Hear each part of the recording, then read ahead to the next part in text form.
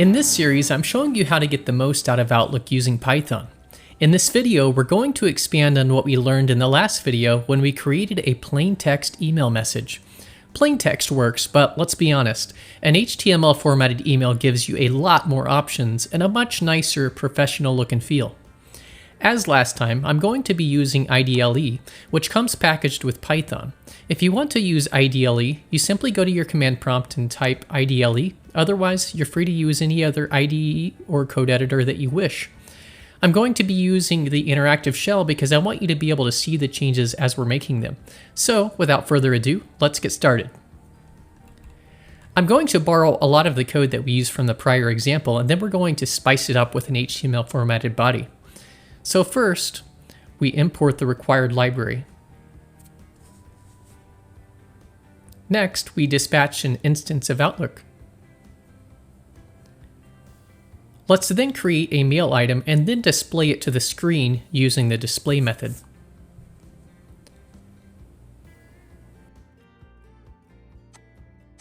Set the recipient with the to property, and you can use any email address that you want. Next, let's add a subject line.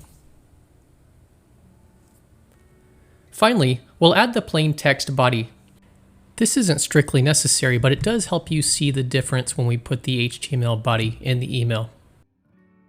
Okay, so now we're basically where we left off in the last exercise. We've used the body property for plain text messages. The property for HTML formatted messages is appropriately named HTML body. So, as a simple example, let's add some HTML formatted text to the HTML body property. We'll start off with something very simple and then we'll spice it up a bit in just a moment. So go ahead and type in message.htmlbody equals. Then let's go ahead and add wishing you all the best on your birthday, but we're going to put it between opening and closing B tags, which should make the text bold. Okay, now for something a bit more fun. Let's create a birthday message that includes some text formatting and a picture of a birthday cake. I'm going to copy and paste this text into the console so that you don't have to wait for me to type all this. But I've also included this text in the video description so you can copy and paste the same. I now have a variable that contains text for an HTML body. Let me briefly explain what this code does. So I have two main div tags. The first contains a header with some CSS styling on the words happy birthday. And underneath that header is a span with some formatting on the words wishing you all the best on your birthday. The second div tag contains an image that is linked from an online source. And that's it.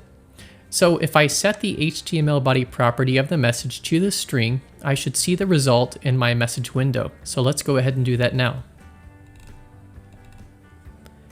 And there we have it, a nice looking HTML formatted birthday message that's completely customizable by you. In the next video, we're going to learn how to add attachments to emails, which will not only let you attach files, but will also give you the ability to embed attached images in the email itself in case you want to use a local file for an image instead of online links as we have here. See you in the next video.